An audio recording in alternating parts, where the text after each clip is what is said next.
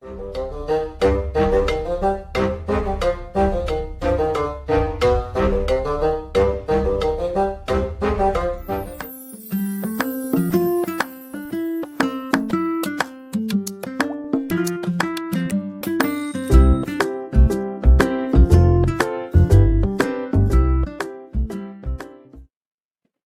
and welcome to your own YouTube channel Space and Time. My name is Sajid and today we will start new topic that is capacitance, and also we will learn electronic device that is capacitor. આનું ગુજરાતી સંગ્રાહક કોષ એવું તમે કરી શકો. મુખ્ય ઉપયોગ શું છે આનો? મુખ્ય ઉપયોગ એનો છે વિદ્યુત ભારનું સંગ્રહ કરવા માટે. Why it is important? કેમ આપણે ભણીએ છીએ?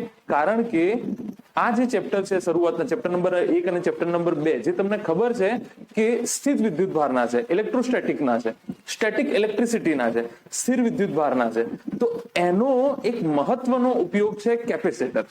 જે ડે ટુ ડે લાઈફમાં તમે અનેક જગ્યા વિદ્યુત ઉર્જા સંગ્રાહક કોષ જે વિદ્યુતની ઉર્જાનું સંગ્રહ કરે છે, બરાબર? તો એમાં એક અગત્યની શરૂઆતની શોધ છે કેપેસિટર. એ તમે આજે ભણવાના છો. અગત્યનું કેમ છે? અગત્યનું એટલા માટે છે કે જેટલા બી ઇલેક્ટ્રોનિક અપ્લાયન્સીસ, ઇલેક્ટ્રોનિક સાધનો જે ડીસી પાવર ઉપર કામ કરે છે તે તમામે તમામ સાધનોમાં આ કેપેસિટર જે છે તે વપરાય છે. શું તમારો મોબાઈલની જે બેટરી છે, જેને તમે બેટરી કહો છો, શું એ વિદ્યુત ઉર્જા સંગ્રહ કરે છે? શું એ કેપેસિટર છે? એની બી આજે ચર્ચા કરીશું, પણ એ બહુ ડિટેલમાં નહીં જોઈએ. એ છે કે નહીં કેપેસિટર, પહેલા તો એ વાત છે. તો આપણે આ લેક્ચર ચાલુ કરી દઈએ છીએ. હવે થોડું હું ફેનનો અવાજ ઓછો કરી દઉં.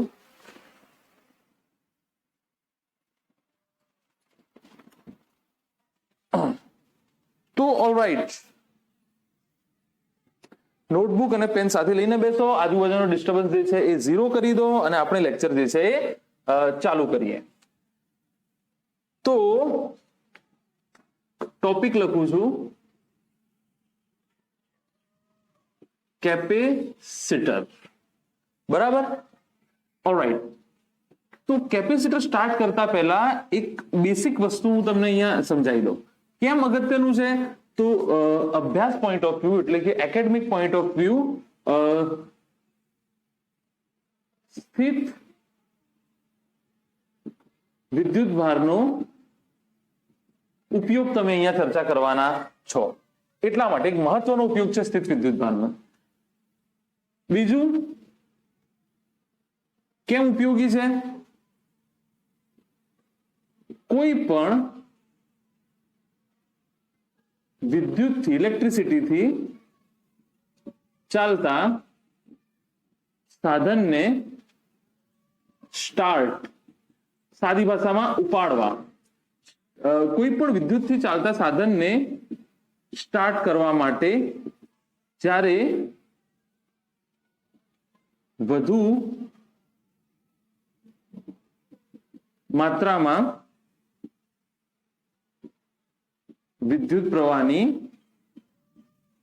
જરૂર હોય, તમારા પંખામાં, એસીમાં, મિક્સરમાં, ગ્રાઇન્ડરમાં, નાની ઘડિયાળોમાં, મોબાઈલ ફોનમાં, દરેક જગ્યાએ નાના મોટા કેપેસિટર રહેલા હોય છે. તો આ કેપેસિટર ચાલુ કરતા પહેલા એક વસ્તુ આપણે જોઈ લઈએ, વિદ્યુત ઉર્જા સંગ્રહ. વિદ્યુત ઉર્જા સંગ્રહ, બરાબર? તો આ વિદ્યુત ઉર્જા સંગ્રહ માટે જે રચના વપરાય છે એ બે રીતે વપરાય છે. એકને કહીએ છીએ આપણે કેપેસિટર, એકને કહીએ છીએ આપણે કેપેસિટર, અને બીજું છે બેટરી. એકને કહીએ છીએ આપણે કેપેસિટર, બીજું છે બેટરી. તમને બંને વસ્તુ હું દેખાડી દઉં, બંનેમાં ફરક બી તમને ખબર પડી જશે. તો અહીંયા જુઓ, અહીંયા એટલે ક્યાં ક્યાં ક્યાં ક્યાં જોઈએ, ક્યાં જોઈએ? બારીના બહાર. અહીંયા જો આવી એક રચના તમે જોયેલી હશે કદાચ. ફોકસ કરી દઈએ અહીંયા. આવી રચના તમે જોઈ લો. મેં આને તોડી નાખ્યું છે, 20 રૂપિયાનું હાલ જ નવું ખરીદીને લાવ્યો છું. અકાઉન્ટમાં નાખી દેજો. અહીંયા લખેલી છે ક્ષમતા, એની યાદ રાખી લેજો, કાં તો સ્ક્રીનશોટ લઈ લેવાનો. 2.5 માઇક્રો ફેરાડ, બરાબર ને? આ એનું બહારનું જસ્ટ કવર છે, તમને અંદરનું દેખાડું કદાચ. તમે જૂની ટ્યુબલાઇટમાં બી જોયું હશે, પંખામાં બી ગુજરાતીમાં આને ટેટો કે છે, બરાબર ને? તો આ જો આ જોઈ લો, પેરેલલ પ્લેટ કેપેસિટર છે.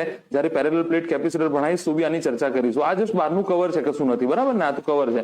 આ જે છે મેઇન છે. આને બી તોડીને જ્યારે પેરેલલ પ્લેટ, આના પછીનું લેક્ચર છે એ ભણાવીશું ત્યારે તમને આ બતાડીશું. એની ક્ષમતા આઈ હોપ તમે જોઈ લીધી હશે. ક્ષમતા છે એની 2.50 માઇક્રો ફેરેડ, MFD, મેગા, એમ કેપિટલ લખ્યું છે પણ મેગા નથી, માઇક્રો ફેરેડ છે, ±5%, રાઈટ? તો આ શું છે અહીંયા? આ જે ગ્રીસી ક્લે જેવું મટીરિયલ છે એ શું છે? વચમાં જગ્યા શેની છે? આ વાયર સાથે શું જોડેલું છે? આ વાયર સાથે શું જોડેલું છે એ હું તમને કહીશ. ટૂંકમાં આ જે છે એ કેપેસિટર છે, પેરેલલ પ્લેટ કેપેસિટર, સમાંતર પ્લેટ કેપેસિટર છે, બરાબર? અચ્છા, અને આ જે છે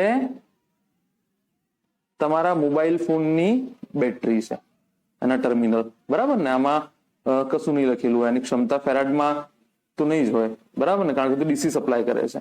અચ્છા, તો આ તમારા મોબાઈલ ફોનની બેટરી છે. તો જે પેલું જે બીજું લખ્યું છે આ જે છે એ બેટરી છે, બરાબર ને? અને જે પહેલા બતાડ્યું હતું એ કેપેસિટર હતું. અચ્છા, તો આ બંનેમાં ફરક છે. કેપેસિટરમાં અને આ જે બેટરી છે બંનેમાં ફરક છે. શું ફરક છે હમણાં હું તમને સમજાવી દઈશ. ઉપયોગ સેમ તમે કહી શકો, પણ થોડા ઘણા ડિફરન્સીસ છે. બેટરી હાલ તમારે નથી ભણવાની. બેટરી જે ભણશો તમે એ ત્રીજા ચેપ્ટરમાં ભણશો. અચ્છા, જે તમારું ઘડિયાળનું સેલ આવે છે, સિલિન્ડ્રિકલ સેલ, તમે ઘડિયાળનું જોયું હશે, એ બી તમારું શું છે? બેટરી છે, બરાબર? તમારું ઘડિયાળનું જે નાનું ચપટું સેલ આવે છે, તકતી જેવો, એ બી શું છે? બેટરી છે. કેપેસિટર મેં જે તમને બતાડ્યું એ હતું કેપેસિટર. અચ્છા, શું ફરક છે બંનેમાં? તો કેપેસિટર જે છે એ વિદ્યુત ઉર્જા નો સંગ્રહ વિદ્યુત ક્ષેત્ર ના સ્વરૂપમાં કરે છે. એમ બી લખી શકો તમે, વિદ્યુત ભારના સ્વરૂપમાં. વિદ્યુત ભારના સ્વરૂપમાં. વિદ્યુત ક્ષેત્ર શેના કારણે રચાય? વિદ્યુત ભારના કારણે રચાય. તું એમ બી કહી શકું વિદ્યુત ઉર્જાનું સંગ્રહ વિદ્યુત ભારના સ્વરૂપમાં કરે છે. આ જે છે બેટરી એ વિદ્યુત ઉર્જા નો સંગ્રહ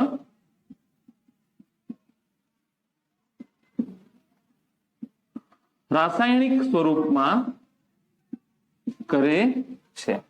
આ જે બેટરી મેં તમને લાઈફની બેટરી બતાડી મોબાઈલ ફોનની, એ છે લિથિયમ આયન બેટરી. એમાં ચલો એની ડિટેલમાં નહીં જઈએ અત્યારે લિથિયમ આયન બેટરીની, પણ એ જે લિથિયમ આયન બેટરી છે એ વિદ્યુત ઉર્જાનો સંગ્રહ શેમાં કરે છે? રાસાયણિક સ્વરૂપમાં કરે છે. અહીંયા ઉર્જાનું સપ્લાય જે છે, વિદ્યુત ઉર્જાનું જે સપ્લાય છે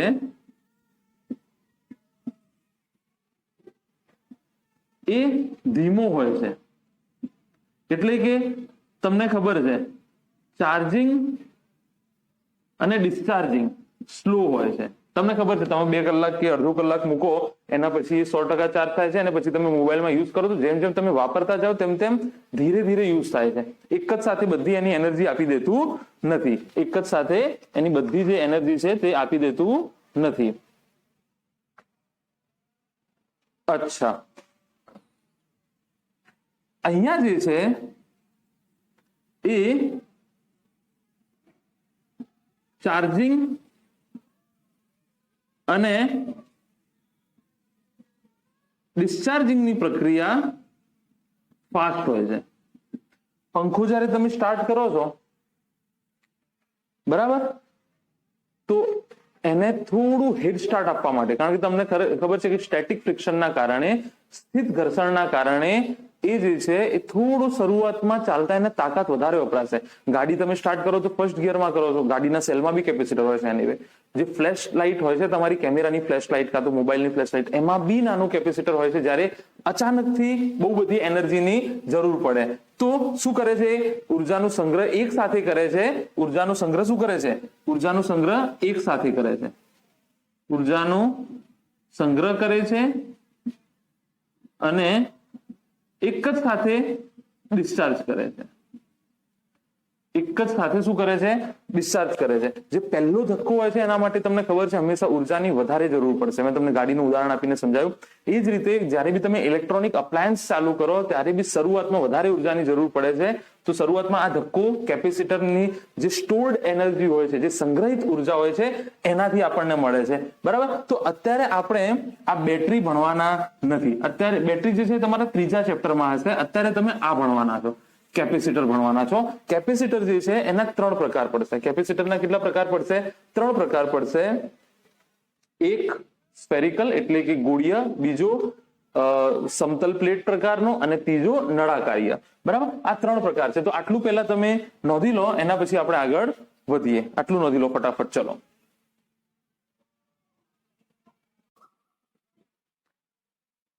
ઓલરાઈટ, અહીંયા રાસાયણિક ઉર્જા વાંચો. વિદ્યુત ઉર્જાનો સંગ્રહ રાસાયણિક સ્વરૂપમાં કરે છે. ઇંગ્લિશ મીડિયમ વાળા જોતા હોય તો કેપેસિટરના કેસમાં જે ઇલેક્ટ્રોસ્ટેટિક એનર્જી છે, it is stored in the form of electric field, or you can say electric charge.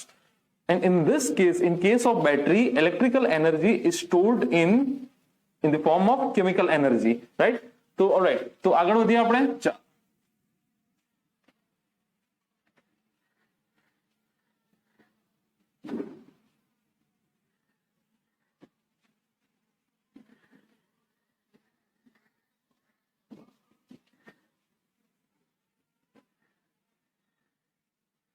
ઈચ્છા છે કે નહીં સ્કૂલ ચાલુ થાય એનું, કે પછી પ્રાર્થના કરો છો કે કોરોના આખું વર્ષ ચાલી જાય અને 12માં બધાને સરકાર પાસ કરી દે? એવું કેટલાને થાય છે? Rays your hand. કોરોના આખું વર્ષ ચાલે છે માર્ચ સુધી અને ગવર્મેન્ટ બધાને પાસ કરી દે. જોરદાર બહાનું આવ્યું છે ભાઈ ભણવા વાળા લોકો માટે. તો ચલો એનીવે, તો કેપેસિટર જે છે એ કેપેસિટર કોને કહેવાય એ આપણે અહીંયા લખી દઈએ છીએ. અમુક અંતરે ગોઠવાયેલા બે વાહકોથી બનતી રચનાને કેપેસિટર કહે છે. અમુક અંતરે ગોઠવાયેલા બે વાહકોથી બનતી રચનાને યાદ રાખજો. એટલે કેપેસિટર કેવું હોય છે? કેપેસિટરમાં જે પદાર્થ વપરાય છે કેવું હોય છે? વાહક હોય છે. અમુક અંતરે ગોઠવાયેલા બે વાહકોથી બનતી રચનાને કેપેસિટર કહે છે. Two conductor placed at certain distance made a capacitor or makes a capacitor, right? તો અમુક અંતરે ગોઠવાયેલા બે વાહકોથી બનતી રચનાને કેપેસિટર કહે છે. કેપેસિટર વર્ડ કેવી રીતે આવ્યો? કેપેસિટર વર્ડ આવ્યો કેપેસિટી થી, એટલે કે ક્ષમતા. તો અહીંયા શેની ક્ષમતા? ક્ષમતા યાદ રાખજો, બહુ અગત્યનું છે. ક્ષમતા, વિદ્યુત ઉર્જા સંગ્રહ કરવાની ક્ષમતા.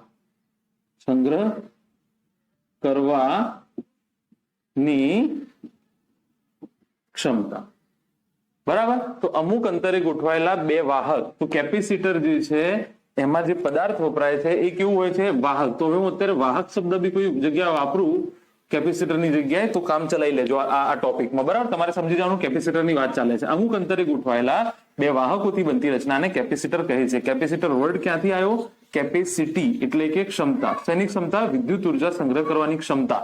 એટલે એક ક્ષમતા છે એ કેપેસિટી, એટલે કે ત્યાંથી નામ આવ્યું કેપેસિટર. ત્યાંથી શું નામ આવ્યું ભાઈ? જસ્ટ તમને ફીલ કરાવવા માટે. ઇંગ્લિશ મીડિયમ વાળાને તો બી ખબર પડશે કેપેસિટર, કદાચ ગુજરાતી મીડિયમ વાળાને ના ખબર પડે તો મેં અહીંયા લખી દીધું. બરાબર. અચ્છા, એનો મતલબ એમ થયું કે જો બે વાહકો હોય, બરાબર, બે વાહકો લીધા, બંને વચ્ચેનું જે અંતર છે એ માની લો ડી લીધું. બરાબર. અચ્છા, એક પર વિદ્યુતભાર લીધો પ્લસ ક્યુ, બીજા પર વિદ્યુતભાર મૂક્યો માઇનસ ક્યુ. અચ્છા, બીજી એક અગત્યની વસ્તુ, વાહક છે એટલે નક્કર હોય કે પોલો હોય? વાહક છે, વાહક નક્કર હોય કે પોલો હોય?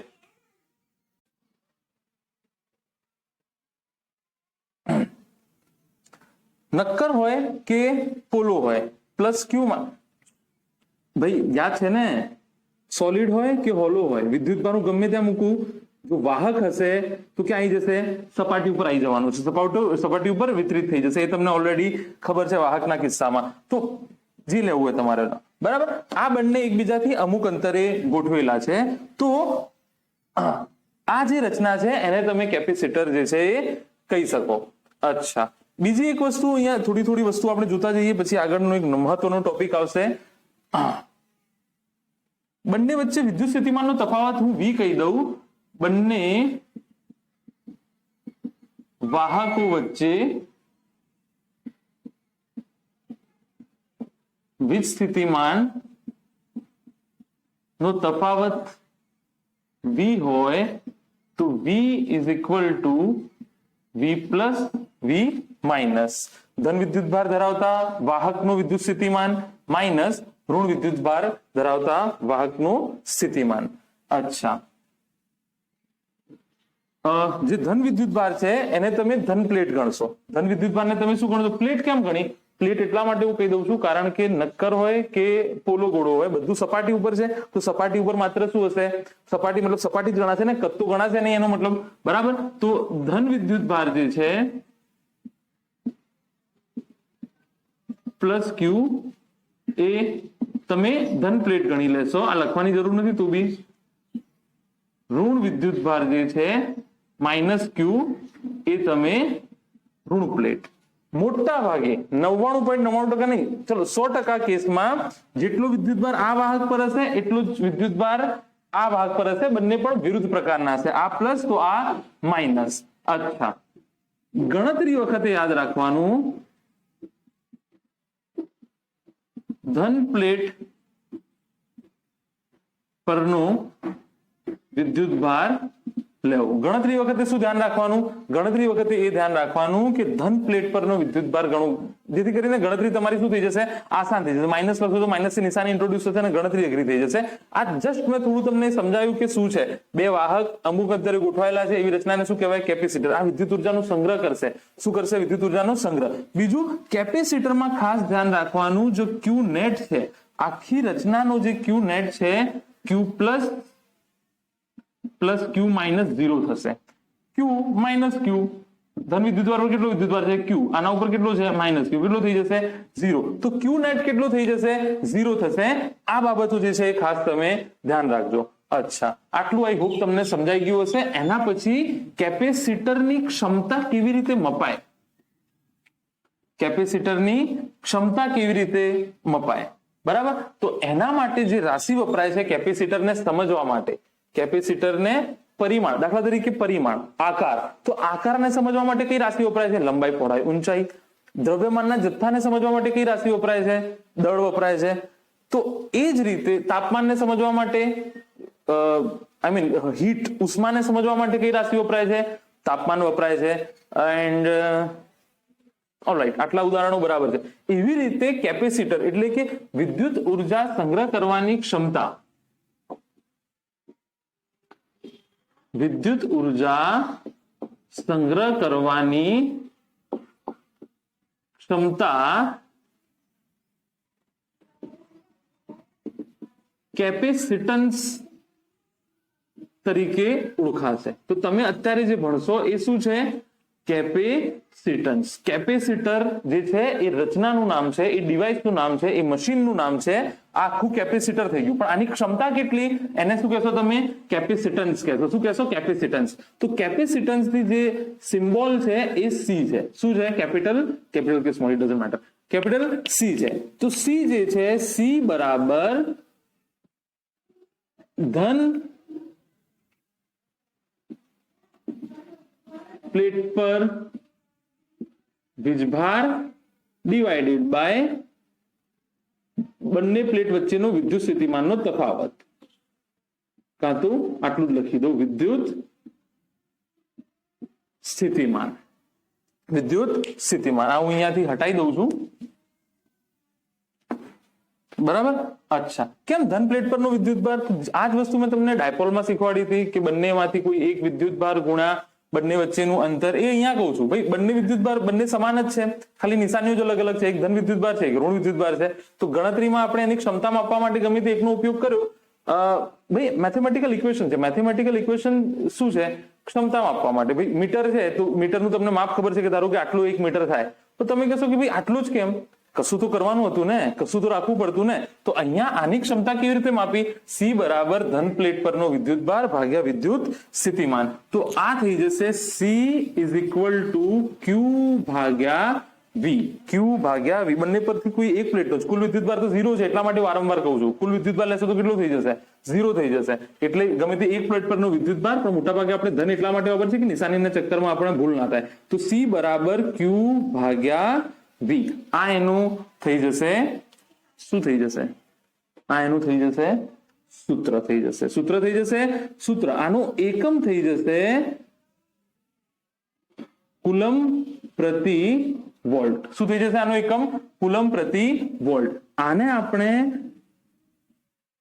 ફેરાડે કહીશું. જેવું કિલોગ્રામ, જેવું આપણે કિલોગ્રામ ફેરાડ અથવા ફેરાડ કહો, ચલો વાંધો. જેવું આપણે કિલોગ્રામ મીટર પર સેકન્ડ સ્ક્વેર ને ન્યૂટન કહીએ છીએ, કિલોગ્રામ મીટર પ્રતિ સેકન્ડ સ્ક્વેર ને જૂલ કહીએ છીએ, એવી રીતે કુલમ પ્રતિ વોલ્ટ જે છે C/V એ કઈ રીતે ઓળખાશે?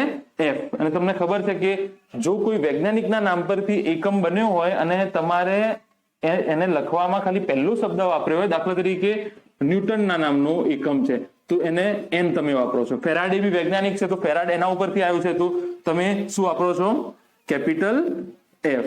2 ફેરાડ, 3 ફેરાડ, 4 ફેરાડ, કુલમ પ્રતિ વોલ્ટ. અગત્યનું હોમવર્ક આપી દઉં છું તમને, પારિમાણિક સૂત્ર નહીં ભૂલવાનું. જ્યારે બી નવી રાશિ આવે, જ્યારે અદિશ છે કે સદિશ કેપેસિટન્સ? કેપેસિટન્સ જે છે એ મૂલ્ય છે, અદિશ છે. જો વિદ્યુત ભાર અદિશ છે એટલે અહીંયા લખી દઉં છું. કેવી રાશિ છે? આ અદિશ રાશિ છે, બરાબર. પારિમાણિક સૂત્ર જે છે એ હું હોમવર્કમાં આપી દઉં છું. કુલમનું તમને ખબર છે, વોલ્ટનું બી તમને ખબર છે, આસાન છે. થોડી હિન્ટ આપી દઉં તમને. કુલમ જે છે એ થઈ જશે એમ્પિયર ઇન્ટુ સેકન્ડ, અને વોલ્ટ જે છે એ તમને ખબર છે, વોલ્ટેજ થઈ જશે જૂલ પ્રતિ કુલમ થઈ જશે. વોલ્ટેજ W/Q થાય કે ના થાય? એટલે આ થઈ જશે જૂલ પ્રતિ કુલમ, એટલે એમ્પિયર ઇન્ટુ સેકન્ડ. તો આ થઈ જશે એમ્પિયર સેકન્ડ સ્ક્વેર. જૂલાને ફેરવી લેજો હવે તમે. અને જૂલ તમને ખબર છે કિલોગ્રામ મીટર સ્ક્વેર પ્રતિ સેકન્ડ સ્ક્વેર. પારિમાણિક સૂત્ર બહુ અગત્યનું છે, તારવી દેજો. કોનું? ફેરાડનું. કોને કહીએ છીએ? કુલમ પ્રતિ વોલ્ટને શું કહો છો તમે? ફેરાડ કહો છો, બરાબર. કુલમ પ્રતિ વોલ્ટને તમે શું કહો છો? ફેરાડ કહો છો. અચ્છા,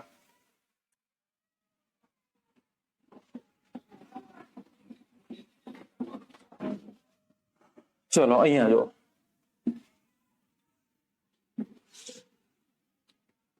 એક વસ્તુ સમજો તમે. હું બે કોઈ વિદ્યુત ભાર લઈ લઉં છું. એક હા, બીજી આના પહેલા એક અગત્યની વસ્તુ. જે C છે ને, આ Q ક્યાંનો છે? વિદ્યુત ભારની ધન પ્લેટ પર, એટલે કે વિદ્યુત ભાર કોઈ વાહકનો ઉપરનો વિદ્યુત ભાર. કોઈ એક વાહકના ધન પ્લેટ ના લખવું હોય તો અહીંયા શું લખી નાખું? કોઈક વાહક પરનો વીજભાર. બે વાહકો છે એનામાંથી કોઈ એક વાહક પરનો વીજભાર, બરાબર. તો આ જે C છે ને એ QV પર આધાર રાખતો નથી. કોના ઉપર આધાર રાખે છે? વાહકના અથવા કેપેસિટરના, વાહક અથવા કેપેસિટરના પરિમાણ, આકાર, પદાર્થની જાત પર આધાર રાખે છે. કોઈ વાહક લઉં ને તેનો કેપેસિટન્સ અચળ હોય છે. સી કોઈ વાહક લઉં તો એનું કેપેસિટર કેવું હોય? કેપેસિટન્સ કેવું હોય છે? અચળ. એની ક્ષમતા કેવી હોય છે? અચળ. ભાઈ ધારો કે એક બકેટ લીધી હોય, 2 લીટર પાણી, 5 લીટર પાણી અંદર સંગ્રહ થાય તો એની ક્ષમતા અચળ થઈ જાય ને. હા, તમે માની લો તમે 2 લીટર અંદર નાખો પણ ક્ષમતા તો હજુ બી 5 લીટર છે ને એની. તો એ જે ક્ષમતા છે એ શું હશે? કોઈ પણ એક વાહક તમે લો તો એની એ અચળ હશે. તો યાદ રાખો ક્યુ ને. તો સૂત્રમાં તો દેખાડે છે, સૂત્રમાં એટલા માટે દેખાડે છે કે એકચ્યુઅલી જે કોઈ પ્લેટ ઉપરનો વિદ્યુત ભાર છે ને આવી રીતે બી લખાય. દાખલા તરીકે આ મેં કે કોઈ વાહક પદાર્થ લીધો, કશું બી વિદ્યુત ભાર છે નહીં, હું અનંત અંતરેથી ડીક્યુ જેટલો વિદ્યુત ભાર લાવી અને અહીંયા મૂક્યો. મેં ડીક્યુ જેટલો વિદ્યુત ભાર લાવી અને અહીંયા મૂક્યો, બરાબર. અચ્છા, પછી બીજો ડીક્યુ વિદ્યુત ભાર લાવ્યો, ત્રીજો ડીક્યુ અનંત વિદ્યુત ભાર. એવી રીતે હું અહીંયા લાવતો ગયો. સમજાય છે હું શું કહું છું? એક વાહક લીધો, ફરીથી સમજાવો. એક મેં ધાતુનો ટુકડો લીધો, વાહક ટુકડો લીધો, બરાબર. આ મેં ધાતુનો વાહક ટુકડો લીધો, કશું છે નહીં. અત્યારે શરૂઆતમાં વિદ્યુતભાર કેટલું છે? 0 છે. હવે મેં શું કર્યું? અનંત અંતરેથી અનંત સમય સુધી ધન વિદ્યુતભાર લાવ્યો. લાવતો ગયો. અચ્છા, મને એક વસ્તુ કહો, તમે આ તો તમને મજા પડી જાય, આવું તો કશું તો મળે તો લાઈફ ઝીંગાલાલા થઈ જાય. તમારા પંખામાં, એસીમાં તમે આવું કોઈ સેટ કરી દો કે અનંત વિદ્યુતભારનો સમાવેશ થઈ શકે, તો તમારે તો લાઇટ બિલ જ ના આવે, એમાંથી જ વિદ્યુતભારનો વપરાશ થાય. તમે હજુ લાયા તમે ડીક્યુ અનંત અંતરેથી તમે લાવતા ગયા. પણ હવે જુઓ, એટલો બધો ધન વિદ્યુતભાર આના ઉપર સર્જાઈ જશે. અહીંયા તમને ખબર છે ઋણ પ્રેરિત થશે, ખબર છે ને તમને? આવી થિયરી ભણી ગયા. અંદરની સાઈડ ઋણ પ્રેરિત થશે, તો જે વાહકની ક્ષમતા હશે એ પ્રમાણે અહીંયા 2 કુલમ હોય તો અહીંયા બી 2 કુલમની ક્ષમતા હશે. પણ હવે જો તમે વધારાનું નાખવાનો ટ્રાય કરો તો આ ધન વિદ્યુતભારના કારણે આનો વિરોધ કરશે, તો આ શું છૂટો થઈને હવામાં જતો રહેશે, અને જે હવાનું કણ હશે એનું અહીંયા ઋણ થઈ જશે, એનું અહીંયા ધન. એટલે કે હવાના કણનું આયનીકરણ કરશે. હવાના કણનું શું કરશે? આયનીકરણ. એક ક્ષમતા હોય ને ભાઈ, કેપેસિટી હોય ને, તમે મારા ઉપર વજન મૂકતા જાઓ 2 કિલો, 5 કિલો, 10 કિલો, 20 કિલો, એક વજન એવું આવશે કે હું ઢેર થઈ જઈશ, પડી જઈશ એ વજનના નીચે. એવી જ રીતે મેં તમને કીધું, શરૂઆતમાં મૂક્યું તો આ પ્લેટે એનો સંગ્રહ કરી લીધો, બીજું મૂક્યું તો એનો સંગ્રહ કરી લીધો. પણ હજુ તમે લાવવા જશો તો આ જે બહારનું વિદ્યુત ક્ષેત્ર છે ધન વિદ્યુતભારના કારણે, એ જે હવે તમે ધન વિદ્યુતભાર લાવશો એનો શું કરશે? વિરોધ કરશે. તો એનો સંગ્રહ કરશે ને, આની ક્ષમતા પતી ગઈ. તો આની આ જે ક્ષમતા છે ને, એ કોના ઉપર આધાર રાખે છે? વિદ્યુત સ્થિતિમાન ઉપર આધાર રાખે છે. આના વિદ્યુત સ્થિતિમાન જેટલું તમે વર્ક વધારે કરશો એટલું સંગ્રહ વધારે થશે, બરાબર ને? પણ એક લિમિટ હશે, અમુક અંતરે એનું વિદ્યુત સ્થિતિમાન કેટલું છે એના ઉપર આધાર રાખશે. અને આનું સપ્રમાણતા અચળાંક છે સી. આના ઉપરથી આ સૂત્ર આવ્યું છે, સી બરાબર Q/V. આના ઉપરથી આ છે વિદ્યુતભાર સંગ્રહ કરવાની ક્ષમતા. એના પછી એ સંગ્રહ કરશે નહીં. આ છે વિદ્યુતભાર સંગ્રહ કરવાની ક્ષમતા. કોઈ જગ્યા લખ્યું છે આ વિદ્યુતભાર સંગ્રહ કરવાની ક્ષમતા અચળાંક છે, સપ્રમાણતા અચળાંક છે, જે પદાર્થની જાત ઉપર આધાર રાખે છે. એનો મતલબ એવું થયું, તમે ક્યુ તમે લાવતા જ જાઓ તો બધું ભરાતું જ જશે. અને આ જે અહીંયા થયું, છૂટો પડી ગયો, છૂટો પડીને ક્યાં જશે? તમે લાવી તો દીધો પણ અહીંયા રહ્યો નહીં, તો ક્યાં જશે? હવામાં જશે. અને હવામાં જશે તો હવાના કણનું શું કરશે? ધ્રુવીકરણ કરશે, પોલારિટી બનાવશે, એટલે કે આયોનાઇઝેશન કરશે. તો આ જે છૂટું પડ્યું ને એને કોરોના ડિસ્ચાર્જ કહેવાય. શું કહેવાય? યાદ રાખજો, કોરોના ડિસ્ચાર્જ કોને કહેવાય? તો કોરોના ડિસ્ચાર્જ કોને કહેવાય? ખાલી કહી દઉં છું તમને. આ વાહક પદાર્થ છે, એના ઉપર તમે વિદ્યુતભાર મૂકતા જાઓ તો બહારનો વિદ્યુતભાર એટલો બધો થઈ જશે કે બહારના વિદ્યુતભારના કારણે વિદ્યુત ક્ષેત્ર એટલું પ્રબળ બની જશે કે એ હવાનું આયનાઇઝેશન કરી દેશે. કેવી રીતે કરશે એ મેં તમને સમજાવી દીધું, પણ હવે વ્યાખ્યામાં આપણે નહીં બોલે. વ્યાખ્યા ફરીથી સાંભળી લેજો કે કોઈ વાહક ઉપર તમે વિદ્યુતભારનો સંગ્રહ કરતા જાઓ તો બહારનું વિદ્યુત ક્ષેત્ર એટલું પ્રબળ બની જશે કે હવાના કણોનું આયનીકરણ કરશે. એને શું કહેવાય? કોરોના ડિસ્ચાર્જ કહેવાય. કોરોના નામથી જ બીક લાગે છે, ડરવાની જરૂર નથી. Corona discharge. કોરોના કેમ કે છે ખબર છે? કોરોનાનો મતલબ થાય ક્રાઉન.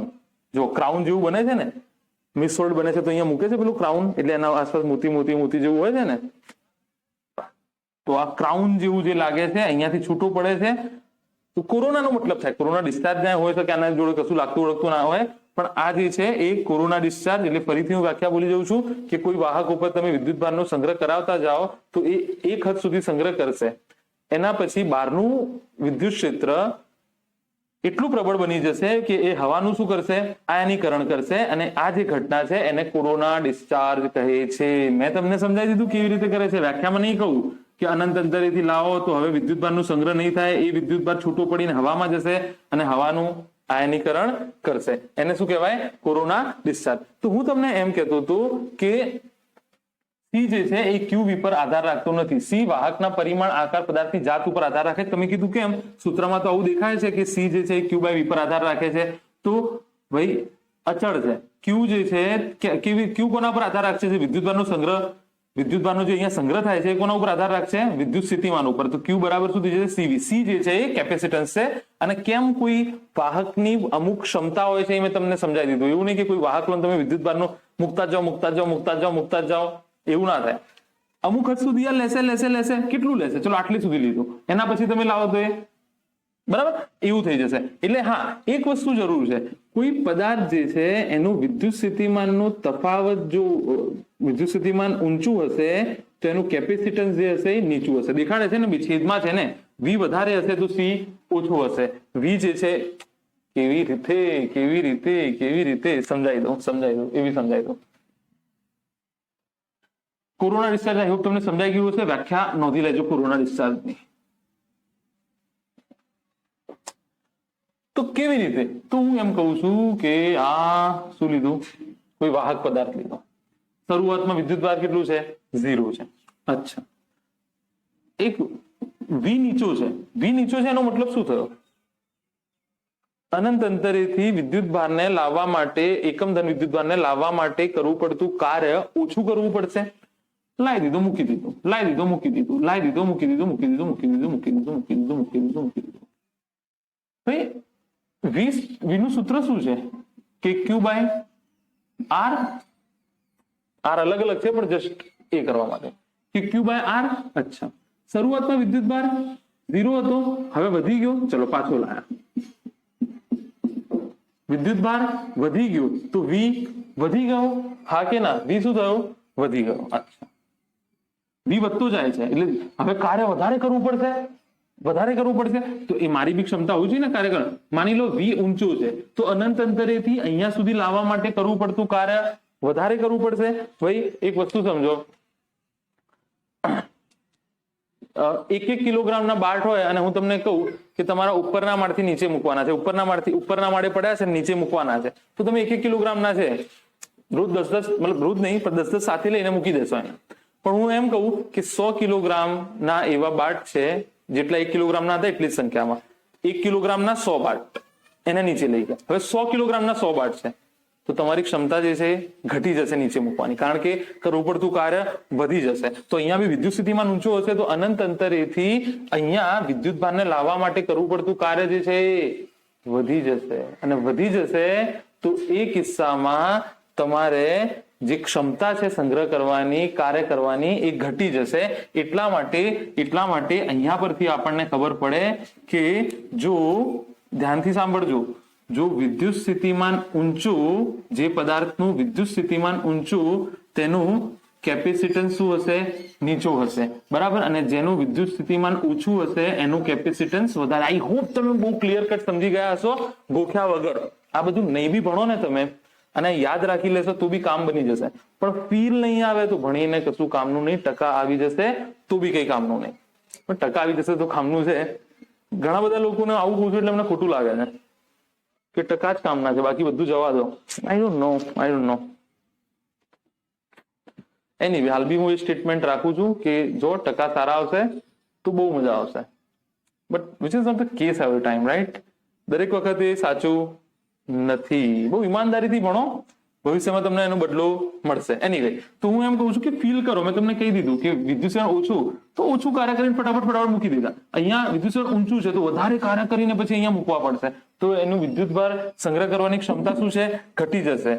વિદ્યુત સ્થિતિમાન ઊંચું હશે આનું તો ક્ષમતા ઘટી જશે. સી અચળ છે, યાદ રાખજો. ક્યુ અને વી પર આધાર રાખતું નથી. જેવી રીતે તમને ખબર છે ને R is equal to V by I છે, પણ આર જે છે એ ધોરણ 9 ધોરણ 10 આર જે છે એ વી કે આઈ પર આધાર રાખતું નથી. આર જે છે રો એલ બાય એ પરિમાણ ઉપર આધાર રાખે છે રેઝિસ્ટન્સના. બીજું કેપેસિટન્સ સમજવું કેમ અગત્યનું છે. LCR આખું ચેપ્ટર છે. રેઝિસ્ટન્સ, અવરોધ, કેપેસિટર અને ઇન્ડક્ટર નામની એક રચના છે જે ભવિષ્યમાં તમને ભણાવીશું જ્યારે ચુંબક ચાલશે ત્યારે. તો કેપેસિટર જેટલું સારું આવડતું હશે, આર જેટલું રેઝિસ્ટન્સ અવરોધ જેટલું સારું આવડતું હશે, એટલું આ ચેપ્ટર, આખું ચેપ્ટર છે ને બહુ સારું ચેપ્ટર છે. બહુ સારી રીતે તમને આ ચેપ્ટર આવડશે. અગત્યનું છે. બરાબર, સમજશો તમે, ફીલ કરશો. તો આઈ હોપ તમને અહીંયા ફીલ આવી ગયો હશે કે કેવી રીતે આ સૂત્ર બન્યું છે. C is equal to Q by V. Q just વિદ્યુતભાર નહીં, સમજજો. કોઈ બે વાહક છે તો એના પરથી કોઈ એક પ્લેટનું, બે વાહક છે તો બંનેમાંથી કોઈ એક પ્લેટ પરનો વિદ્યુત ભાર. તો આઈ હોપ આટલું તમે નોંધી લીધું છે. આમાં અગત્યની વસ્તુ કઈ છે તો કેપેસિટરની વ્યાખ્યા. આગળનું ખાલી મેં જે શરૂઆત કરીને પ્રસ્તાવના જસ્ટ તમને સમજાવવા માટે હતી કે જરૂર શું છે કેપેસિટરની. તો કેપેસિટર શું છે તો બે વાહકોથી અમુક અંતરે ગોઠવાયેલા બે વાહકોથી બનતી રચનાને કેપેસિટર. એની ક્ષમતાને શું કહેવાય કેપેસિટન્સ. કેપેસિટન્સ એટલે ધન વિદ્યુત ભાર ધન પ્લેટ પર અથવા ધન વાહક પરનો વિદ્યુત ભાર ભાગ્યા વિદ્યુત સ્થિતિમાન. C is equal to Q by V coulomb પ્રતિ volt farad. C by V farad. ફેરાડનું પારિમાણિક સૂત્ર તમે લઈ આવજો અને પ્રેમથી ફેરાડ કહો છો. કુલમ પ્રતિ વોલ્ટને તમે યાદ રાખજો. પછી મેં અહીંયા તમને સમજાવી દીધું કે V ઊંચો હોય તો શું હોય, V નીચો હોય તો શું હોય. Q જે છે જવા દો એને. ચલો, વિદ્યુતભાર જેટલો વધારે હશે એટલું C વધારે હશે, વિદ્યુતભાર જેટલું ઓછું હશે ક્ષમતા ઓછી હશે સંગ્રહ કરવાની. તો સિમ્પલ વસ્તુ છે, બરાબર. કોરોના ડિસ્ચાર્જ મેં તમને સમજાવી દીધું કે ભાઈ લિમિટ હોય છે. એવું ના હોય કે આ પેન લીધીને તમે વિદ્યુતભાર મુકતા જ જાઓ. અમુક હદ સુધી તમે મૂકી દીધું પછી બહારનું જે ધન વિદ્યુત ભાર જમા થયો ને એના કારણે વિદ્યુત ક્ષેત્ર એટલું પ્રબળ બની જશે તે હવાના કણોનું શું કરી દેશે, આયનીકરણ કરી દેશે. એને કોરોના ડિસ્ચાર્જ તમે કહો છો. એને શું કહો છો તમે? Corona discharge. તો આટલું તમે નોંધી લો. આઈ હોપ તમને ખબર પડી ગઈ હશે. તો આગળ વધીએ. કેપેસિટરના પ્રકાર જોઈએ હવે. કેપેસિટરના પ્રકાર.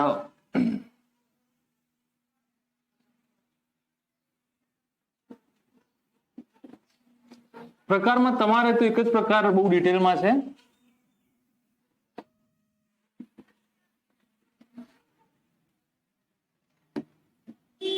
ચલો તો કેપેસિટર કોને કહેવાય? બે વાહકોને અમુક અંતરે ગોઠવતા બનતી રચનાને કેપેસિટર કહે છે. પ્રેમ ચાલુ છે કે બંધ છે જોઈ લઈએ. ચાલુ છે. બે વાહકોને અમુક અંતરે ગોઠવતા બનતી રચના કેપેસિટર કહે છે. Very good, very good, very good. અચ્છા, કેટલા પ્રકારના કેપેસિટર હોય છે? બ્લુ પેન યુઝ કરીએ ને, બ્લુ પેન યુઝ કરીએ.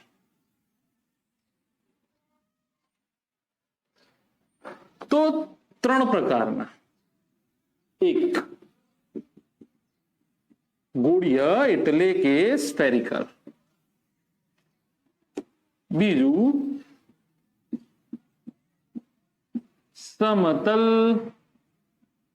પ્લેટ પ્રકારના. સમતલ પ્લેટ પ્રકારના બહુ દૂર જતા રહે છે. અને ત્રીજું નળાકારીય. તો ગોળીય પ્રકારના બે ગોળા લઈ લો, વાહક લો કે નક્કર લો કે વાહક તો લેવું જ પડશે ને વાહકોથી બનતી રચનાને. તો બે ગોળા લઈ લઈએ. એક ગોળો થઈ ગયો, બીજો ગોળો થઈ ગયો. એક ઉપર ધન વિદ્યુત ભાર, બીજા ઉપર ઋણ વિદ્યુત ભાર. આની ત્રિજ્યા R1, આની ત્રિજ્યા R2. કેપેસિટર થઈ ગયું. અચ્છા, જે આપણે મેં તમને હમણાં દેખાડ્યું હતું ને જે શરૂઆતમાં, એ સમતલ પ્લેટ પ્રકારનું છે, બરાબર. તો એ કેવું હોય છે અહીંયા જોઈ લો.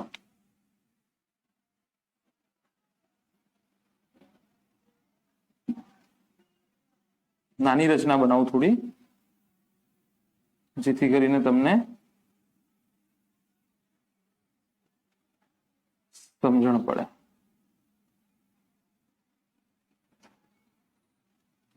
સમજી ગયા છો તમે?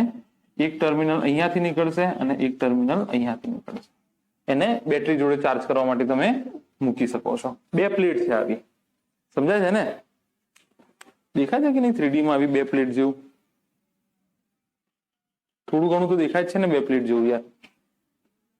વાંધો નહીં, દેખાય છે. આવી રીતે હોય છે સમાંતર બે પ્લેટ 3D માં. બંને વચ્ચેનું અંતર બહુ જ નાનું હોય છે. કહીશું, બધું જ કહીશું. બે પ્લેટ સમાંતર આવી રીતે ગોઠવાયેલી હોય છે. એક ઉપર ધન વિદ્યુત ભાર, બીજા ઉપર ઋણ વિદ્યુતભાર. એ જ રીતે નળાકાર્ય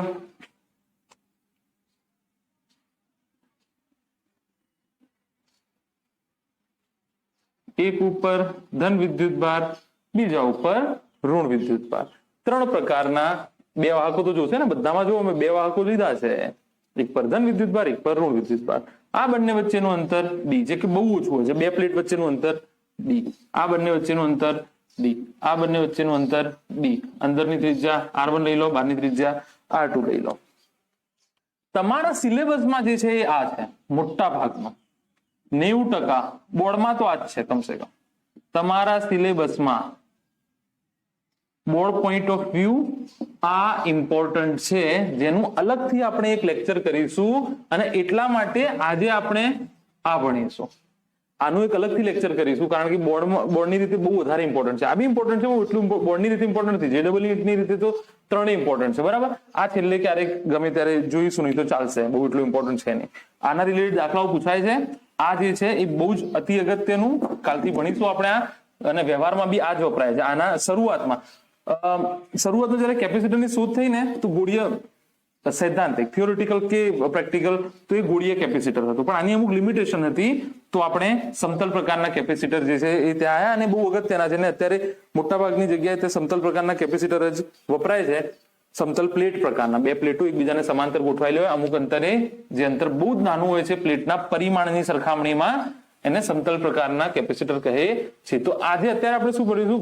ગોળીય એટલે કે સ્ફેરિકલ કેપેસિટર.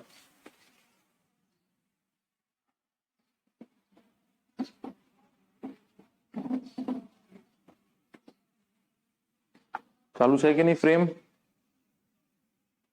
ચાલુ છે. ગોળીય પ્રકારના કેપેસિટર, બે વાહકો ડ્રો કરી લઈએ. વાહક 1, એની ત્રિજ્યા R1. વાહક 2, એની ત્રિજ્યા R2. આના ઉપર ધન વિદ્યુતભાર લઈએ, આના ઉપર ઋણ વિદ્યુતભાર લઈએ. અચ્છા, બે થઈ ગઈ. ગોળીય પ્રકારનું ગોળાઓ છે, બે કવચ છે. બે કવચ ધ્યાનમાં લો, જેમની ત્રિજ્યા R1 અને R2 છે. તેવું સમકેન્દ્રી છે. સમકેન્દ્રી છે કે બંનેનું કેન્દ્ર એ એક જ છે.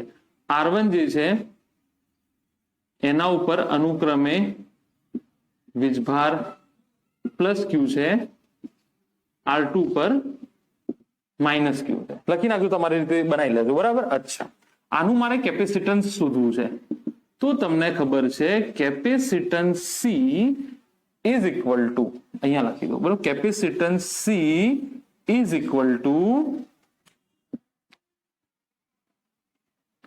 ધન વાહક પરનો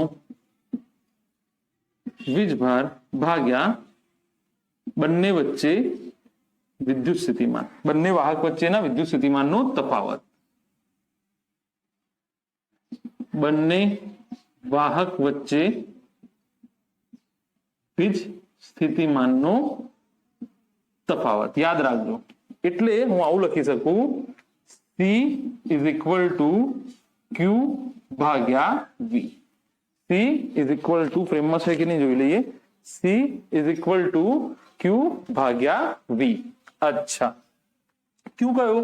ગમે તે એકનું તમે લઈ શકો, પણ ઋણનું કેમ નથી લેતા? ઋણ નિશાની મૂકવી પડશે અને જે ગણતરીમાં અઘરું થઈ જશે. તો સાર્વત્રિક રીતે એ સ્વીકારેલું છે કે ધન વિદ્યુત બંનેનો વિદ્યુતભાર તો સમાન જ છે. કુલ વિદ્યુતભાર લેવાય નહીં તો 0 થઈ જાય, બરાબર. તો ક્ષમતા આપણે ગમે તે એકની રીતે જ માપીશું. તો એ ધન વિદ્યુતભાર પર નો વિદ્યુતભાર લઈશું. તો C, અચ્છા, ધન વિદ્યુતભાર પરનો વિદ્યુતભાર કેટલો છે? Q જેટલો. અચ્છા, વિદ્યુત સ્થિતિમાનના તફાવતને હું V કહી દીધું. ડેલ્ટા V બી લખવું હોય તો લખો ભાઈ, વાંધો નહીં. પણ અહીંયા આપણે V કહી દીધું છે. તો V is equal two V plus V minus તફાવત બરાબર આના ઉપરનો વિદ્યુતભાર માઇનસ આના ઉપરનો વિદ્યુતભાર, આના ઉપરનો વિદ્યુત સ્થિતિમાન માઇનસ આના ઉપરનો તફાવત. તો એને જ કહેવાય ને VB minus VA, V2 minus VA. અહીંયાથી અહીંયા સુધી લઈ જવા માટે કરવું પડતું કાર્ય V પ્લસ V માઇનસ. તો અહીંયા ઇન્ડિવિજ્યુઅલ જુઓ, V પ્લસ કેટલું થશે? KQ અંદરની તમે ત્રિજ્યા R1 લઈ લો, અંદરની જે ત્રિજ્યા છે એ R1 લઈ લો અને બહારની જે ત્રિજ્યા છે R2 લઈ લો. અંદરની ત્રિજ્યા R1 લઈ લીધી, યાદ રાખજો. R1 બરાબર છે R1 plus Q, R2 minus Q, અહીંયા બરાબર લખ્યું છે. અંદરની ત્રિજ્યા R1 તો KQ ભાગ્યા R1 થઈ જશે અને પ્લસ માઇનસ KQ ભાગ્યા R2 થઈ જશે, વિદ્યુત સ્થિતિમાનનો તફાવત. બરાબર, ઓલરેડી આપણે ડન. અનંત અંતરેથી આવું બી તમે લખી શકો, V plus plus V minus KQ upon K minus Q upon R2. આ થઈ જશે KQ 1 અપોન R1. ઓહો, નીકળી ગયું.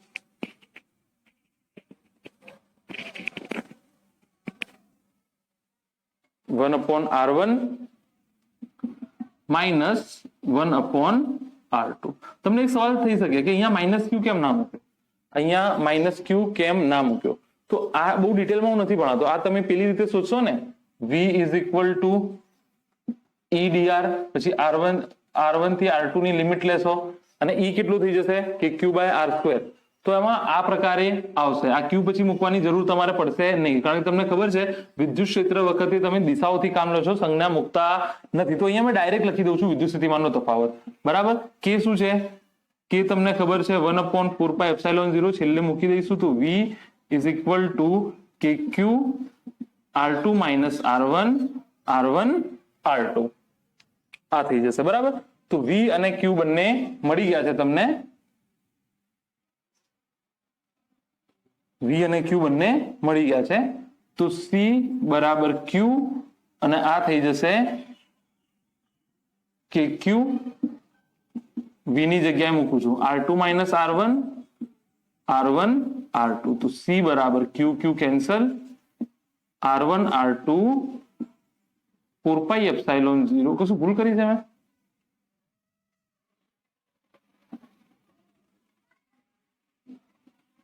R2 માઇનસ R1 ભૂલ કર્યું એવું લાગે છે મને.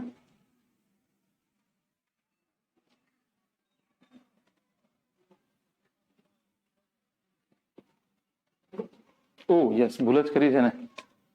કે અહીંયા K છે ને, આ તો આ K છે, તો K બરાબર 1/4πε0. તો 4πε0 R1 R2 માઇનસ R1. આ થઈ ગયું બે ગોળાઓનું કેપેસિટન્સ. અહીંયા ખાલી તમને એક તકલીફ પડે કે આ Q ને મેં માઇનસ કેમ ના લીધો. તો એ તમને એમ કીધું મેં કે આનું જે વિદ્યુત સ્થિતિમાનનો તફાવત છે ને, તમે આ રીતે શોધશો, V is equal two R1 થી R2 E dr. એ કેસમાં જવાબ આવશે, કારણ કે એ વખત તમને ખબર છે Q ની સંજ્ઞા મૂકવાની જરૂર નથી. કાં તો અહીંયા તમારે લેવું હોય તો આવું લઈ શકો, કુલ વિદ્યુત સ્થિતિમાન. અહીંયા હું વિદ્યુત તફાવત નથી લખતો, બંને વાહક ખાલી વિદ્યુત સ્થિતિમાન. તો V બરાબર V1 પ્લસ V2 થઈ જશે, આ માઇનસ Q થઈ જશે. તો હવે જોઈ લો, થઈ જશે તમારું. બરાબર, તો બંને રીતે કરી શકાય, કોઈ ચિંતાની વાત નથી. તમારા માટે અગત્યનું છે સૂત્ર, એ સૂત્ર આપણે અહીંયા તારવીને લાવી દીધું છે. હોઈ શકે તમને નાનો ડાઉટ રહી ગયો છે, મને બી એવું લાગે છે કે ડાઉટ રહી જશે તમને, પણ એની અત્યારે સ્વીકારી લો, પછી એને જોઈશું. આ રીતે શોધશો ને તમે તો આવશે, કારણ કે આ બોર્ડમાં નથી પૂછાતું, એટલા માટે હું તમને ડાયરેક્ટ કરાવું છું કે Q upon R1 plus K minus Q કુલ વિદ્યુત સ્થિતિમાન. એમ તો વિદ્યુત સ્થિતિમાનનો તફાવત જ છે, આવું ના લખાય, પણ તમને સમજાવવા માટે લખું છું. આ રીતે શોધશો તો તમારે ડાયરેક્ટ જેવું મેં લખ્યું હતું શરૂઆતમાં એ પ્રકારે આવશે. તમે એ જ રાખજો, આ ખાલી તમને સમજાવવા લખ્યું છે, જે આના પહેલા લખ્યું હતું ને એ જ તમે રાખજો. બરાબર.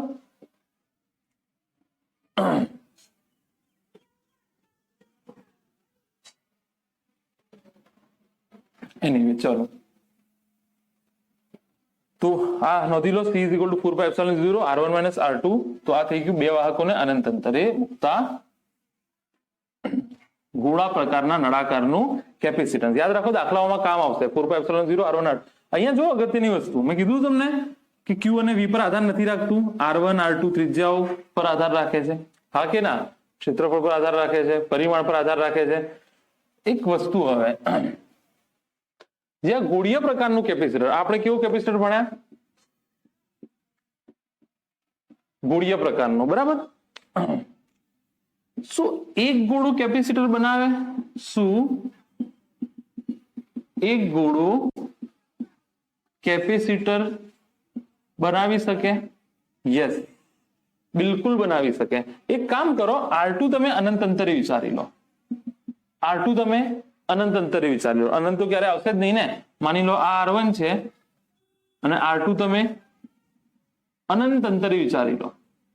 અનંત અંતરે તો જો આ સૂત્ર શું, આ કેસ તમારે વિચારવું પડશે. તો સૂત્ર શું થઈ જશે? એક ગોળાથી બનતા કેપેસિટરની રચના માટે તમે R2 શું લઈ લો?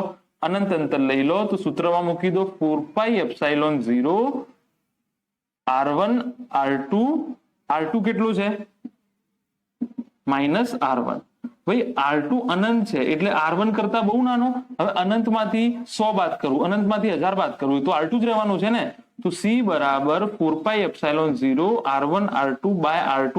R2 શું થઈ જશે? કેન્સલ થઈ જશે. તો આ તમારું વધશે C બરાબર 4πε0 R1. 4πε0 R1. એનો મતલબ એમ થયો કે જો એક જ ગોળો હોય, શું હોય? એક જ ગોળો હોય તો C થઈ જશે R ત્રિજ્યાનો 4πε0 R. જો માત્ર ત્રિજ્યા ઉપર આધાર રાખે છે. અહીંયાથી આના ઉપર વિદ્યુતભાર Q હોય તો Q અને V, તો Q અને આ કેટલું થઈ જશે? કે Q ભાગ્યા R. Q cancel. કેટલું વધ્યું? C બરાબર R બાય K બરાબર 1/4πε0. તો 4πε0 R એકલ ગોળા માટે. એક ગોળાથી બનતા કેપેસિટર માટે 4πε0 R તમારું કેપેસિટન્સ થઈ જશે. જો માત્ર કોના ઉપર આધાર રાખે છે? ત્રિજ્યા ઉપર, એટલે કે પરિમાણ ઉપર આધાર રાખે છે. Q અને V ઉપર આધાર રાખતું નથી. સ્પીડ વધારે છે, બહુ હાઈ એનર્જીમાં છું. આજે બોર્નવિટા પીને આવ્યો છું. ફરીથી કહું છું, ફરીથી નહીં, છેલ્લે એક વસ્તુ કહીશ તમને અગત્યની, ભણી લો પેલા શાંતિથી. તો ભાઈ એકલ ગોળાનું થઈ ગયું, બે ગોળાનું થઈ ગયું, પતી ગઈ વાર્તા. પણ જો તમને કોઈ એમ કે મારે એક ગોળાના કેસમાં કેપેસિટર 1 ફેરાડે મેળવવું હોય તો ત્રિજ્યા કેટલી રાખવી પડે? જો વિદ્યુતભાર કેટલો હોય? વિદ્યુતભાર લેવાની જરૂર નથી. C = 4πε0 R બરાબર. 1 ફેરાડ રાખવાનું છે તો C upon 4πε0 = R. 4πε0 બરાબર R. 1/4πε0 K થાય. K નું મૂલ્ય તમને ખબર છે 9 × 10⁹ મીટર. 1 ફેરાડે કેપેસિટર મેળવવા માટે 9 × 10⁹ મીટર ત્રિજ્યાનો ગોળો લેવો પડે. ઇમ્પોસિબલ. એટલા માટે આપણે ગોળીય પ્રકારના કેપેસિટર નથી વાપરતા, કારણ કે ગોળીય પ્રકારના કેપેસિટરમાં ગોળાઓ એટલા મોટા લેવા પડે કે તમારે પંખો ચાલુ કરવો હોય તો પહેલા એક બિલ્ડિંગ અલગથી બનાવવી પડે વાહક ગોળો મૂકવા માટે. એવી કેટલી મોટી બિલ્ડિંગ? 10⁹ મીટર. ક્યાં પહોંચશો તમે? 5-6 જન્મ લેવા પડશે ત્યારે બને. તો આ જો તમે, એટલા માટે આ જે ગોળીય પ્રકારનું કેપેસિટર છે તમારા સિલેબસમાં નથી, કારણ કે અઘરું છે બનાવવું. આની લિમિટેશનના કારણે પછી શોધ થતા સમતલ પ્રકારના કેપેસિટર આયા જે બહુ જ સક્સેસ છે. બીજું, ફેરાડે વધારે યુનિટ નથી વપરાતો. વધારે વપરાતો યુનિટ જે છે, યુનિટ એટલે એનું સબ કહી શકો, માઇક્રો ફેરાડ છે. અને માઇક્રો બરાબર યાદ રાખજો 10⁻⁶ ફેરાડ. વધારે જ્યારે બી આપણે વાત કરીશું, ધારો કે કિલોગ્રામ 10⁻³ ગ્રામ, કિલોમીટર 10⁻³ મીટર. એવી રીતે અહીંયા ફેરાડ વધારે નથી વપરાતું. મિલી ફેરાડ કે માઇક્રો ફેરાડ, મિલી ફેરાડ બી વપરાય છે 10⁻³ વધારે માઇક્રો ફેરાડ વપરાશે, એટલે કે 10⁻6 ફેરાડ. તમે કેમ વપરાશે? કારણ કે તમે જોઈ લો શું છે, 1 ફેરાડ મેળવવા માટે કેટલું બધું સમજાય છે ને. બહુ પ્રોબ્લેમ થઈ જાય આટલા મોટો ગોળો. હા, તો નોંધી લો આને. આગળ વધીએ પછી. ઓલરાઈટ, આગળ વધીએ.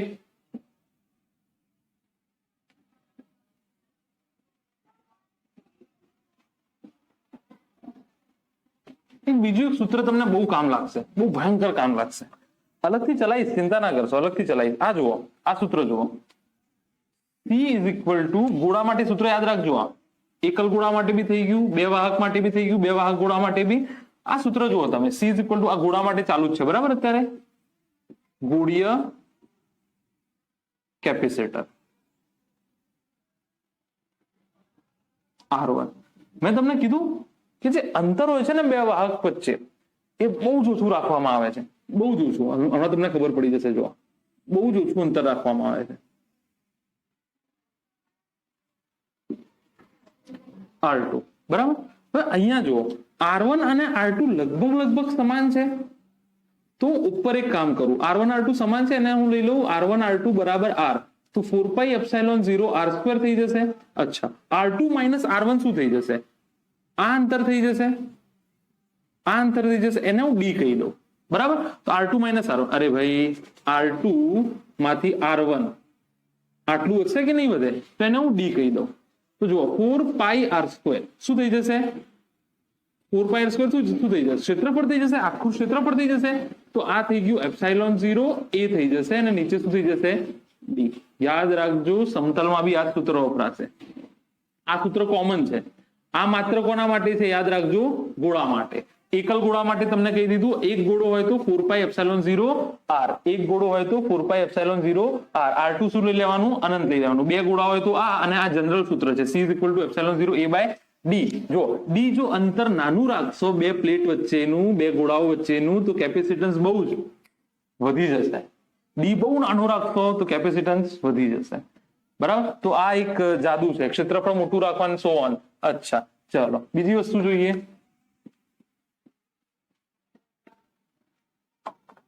આ ટોપિક જે અત્યારે ચલાવું છું ને હાલ, એ ફરીથી ચલાવીશ, અલગથી ટોપિક ચલાવવાનું છે.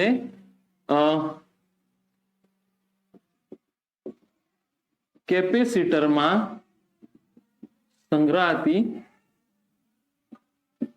સ્થિતિ ઉર્જા, energy stored in capacitor. Energy stored in capacitor. ભાઈ ચાલો, ઓલરેડી અમુક વિદ્યુત ભાર આના ઉપર છે. ઓલરેડી અમુક વિદ્યુત ભાર આના ઉપર છે. બરાબર. અચ્છા, dq અનંત અંતરે પછી શું કરશો? સ્થિતિ ઉર્જા કેવી રીતે શોધશો? વર્ક ડન બાય, હા કે ના? તમને ખબર જ છે, એક અનંત અંતરે તો યુ ઓલરેડી નો ઇટ. અને જો ધન લેવું હોય તો work done by external force. અહીંયા હું તમને આસાન કરી આપું છું. જો અહીંયાથી dq મારે અહીંયા લાવવું હોય અનંત અંતરેથી r ત્રિજ્યાના ગોળા પર, બરાબર, તો શું આવું લખાય? વિદ્યુત સ્થિતિમાન બરાબર dw બાય dq. યાદ છે કે નહીં? વિદ્યુત સ્થિતિમાન dw dq. કાં તો તમને આ યાદ હશે, w = v dq. આ તમને યાદ હશે. બરાબર. ચલો લખાય આવું, dw = v બરાબર dw બાય dq. અચ્છા, તો v કેટલું થઈ જશે? q by c. માની લો આના ઉપર વિદ્યુતભાર કેટલું છે? q છે, તો q. અચ્છા, c કેવું આવશે? Capital small. જે છે એનો એ જ આવશે, કારણ કે આ તો અચળ, આ તો ક્ષમતા છે ને. મેં તમને પહેલા બી કીધું છે કે વિદ્યુતભાર ગમે તેટલો હોય, એના ઉપરથી c માં કોઈ ફરક નહીં પડે, કારણ કે c જે છે એ v કે q પર આધાર રાખતું નથી. ખાસ ધ્યાન રાખજો. c તો શું છે? અચળ છે. બરાબર ને ભાઈ? એક બકેટ છે, તો એ બકેટમાં 5 લીટરની ક્ષમતા છે. તમે 2 લીટર પાણી ભર્યું, પણ હજુ બી ક્ષમતા તો 5 લીટરની છે ને. તો c તો અચળ છે. c માં એનું નામ ના લેશો તમે. q by c dw by dq. આ ટોપિક ફરીથી ચલાવીશ, હાલ ઉતાવળમાં એટલા માટે ચલાવું છું કારણ કે કારણ છે, એટલા માટે ઉતાવળમાં ચલાવું છું. dw = q by c dq થઈ જશે. બરાબર. તો w = બંને બાજુ તમે શું લઈ લો? dq. તો w 1/c બાર આવશે. 0 થી તમે કેટલે પહોંચશે? q. કશું વિદ્યુતભાર નતું, તો લાવતા ગયા q થયો, પછી dq લાયા. તમે વિચારી લેજો, પહેલા કશું જ હતું નહીં, તમે લાવતા ગયા કેટલું થયું? q. હવે dq લાવો છો તો કેટલું કરવાનું છે? કુલ તમારે વિદ્યુતભાર કેપિટલ q જેટલું લાવતા જાઓ, એની ક્ષમતા જેટલું તો જશે ને એમાં. q dq 1/q²/c 0 થી q. તો 1/c q²/2. તો આ થઈ ગયું q²/2c બરાબર w. આ અલગ છે. q²/2c. જે લોકો આટલે પહોંચી ગયા છે, લગભગ ટોપિક પતી ગયો છે, એમને કહી દઉં, ગોળીય પ્રકારનો જે કેપેસિટર છે એ માત્ર જીનીટમાં છે, બોર્ડમાં નથી ડિટેલમાં. એટલા માટે ઉતાવળમાં ચલાવું છું, એટલા માટે આ ફરીથી ટોપિક ચલાવવાનો જ છે, પણ જો તમને યાદ રહે એટલા માટે મેં ચલાવી દીધું. સમતલ પ્રકારનો હોય કે નળાકાર પ્રકારનો? જવાબ આ જ આવશે, W બરાબર q²/2c. જવાબ શું આવશે? W બરાબર q²/2c. યાદ રાખી લેજો, W બરાબર q. શું કર્યું? પેલા કશું વિદ્યુતભાર નતો. કુલ વિદ્યુતભાર કેટલો તમારે લાવવાનું છે? લાવવાની ક્ષમતા કેટલી છે એની? Q જેટલું સમાવવાની ક્ષમતા છે. કેપેસિટન્સ એનું C છે, તો મેં શું કર્યું? V બરાબર dw/dq લખાય. V ની જગ્યાએ અત્યારે કેટલો વિદ્યુતભાર લાઈન મૂક્યો? Q, તો q/c બરાબર dw/dq લખાય. અચ્છા, V નું સૂત્ર મૂક્યું. કેટલું કુલ વિદ્યુતભાર લાવવાનું છે તમારે? Q જેટલો. સંકલન લીધું 0 થી Q નું, q²/2c જવાબ આવ્યો. અને અત્યારે યાદ રાખી લો તમે, આ થિયરી જે છે બોર્ડમાં પૂછાવાની નથી, પણ સારું છે તમે ભણી લીધું અત્યાર સુધી, બરાબર. આને અલગથી ચલાવીશું, પણ સમતલમાં બી આ જ આવશે, નળાકારમાં બી આ જ આવશે. W બરાબર q²/2c. અચ્છા, સ્પીડમાં એટલા માટે ચલાવું છું, પાછળનું જે હતું એ G-NEET નું હતું, પણ શરૂઆતમાં એટલા માટે નહીં કીધું, ઘણા બધા છોકરાઓ પછી આસાન ટોપિક બી અટેન્ડ નથી કરતા G-NEET નું સાંભળીને, એટલા માટે હવે હું દર વખતે છેલ્લે કહીશ કે કેટલું G-NEET નું હતું. ગોળીયા કેપેસિટર જ્યારથી ચાલુ કર્યું ત્યારથી JEE NEET કોમ્પિટિટિવ એક્ઝામના ટોપિક્સ હતા. અચ્છા, W is equal two q²/2c. આ કોઈ પણ કેપેસિટર માટે સત્ય છે, કોઈ પણ ગોળીય પ્રકારનો હોય, કોઈ પણ ગોળીય પ્રકારનો લઉં તો C કેટલો થઈ જશે? 4πε0r.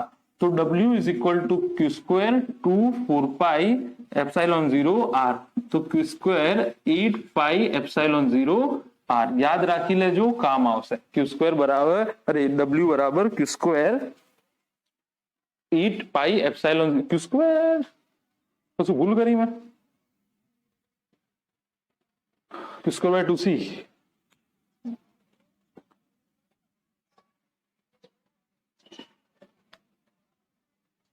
બરાબર છે, બરાબર.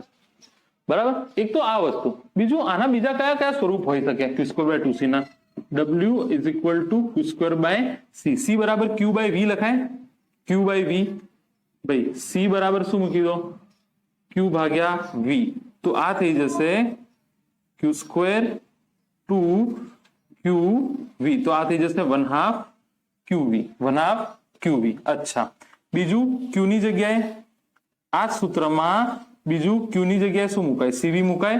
તો W બરાબર c²(2c). તો આ થઈ જાય 1/2 cv². તો તમારા ત્રણ સૂત્ર થઈ ગયા. U બરાબર, ભાઈ W એટલે હવે તો U જ છે ને, આ U બરાબર 1/2 cv². બધા માટે સત્ય છે, યાદ રાખજો. ખાલી આ એકલું જ ગોળા માટે છે, આ બધા માટે સત્ય છે. 1/2 qv અને U બરાબર 1/2 q²/c. આ ત્રણ સૂત્ર છે, ત્રણેયમાંથી ગમે તે એક સૂત્ર તમે જ્યારે જરૂરત પડે અલગથી ચલાવવાના છે સમતલ પ્લેટમાં, ચિંતા ના કરશો. અત્યારે એટલા માટે ચલાવી દઉં તમારું આ અહીંયા ધ્યાન રહે. આ એના અલગ અલગ સ્વરૂપ છે. આ ઉર્જા સ્ટોર થઈ ગઈ. આજના ટોપિકમાં કશું બાકી રહેતું નથી. 11:15 થઈ ગયા છે. ઓલરાઈટ, તો અહીંયા હું મારી વાણીને વિરામ આપું છું. અત્યાર સુધી તમે મને જે સહન કર્યું એના બદલ ખૂબ ખૂબ આભાર. સહન શું કર્યું યાર, આટલું તો સારું ભણાવું નથી, ભણાવતું સારું. અચ્છા, anyway I hope you have enjoyed this lecture. Time બગાડ્યા વગર all the very best. Notes proper બનાવજો અને આની થિયરી NCERT માં જોતા રહેજો. આસાન છે, સમજાઈ જશે. આજથી આપણે કેપેસિટન્સ ચાલુ કર્યું છે. નેક્સ્ટ લેક્ચર સમતલ plate capacitor, parallel plate capacitor ચાલુ આપણે કરીશું. Until the time, thank you so much, and all the very best.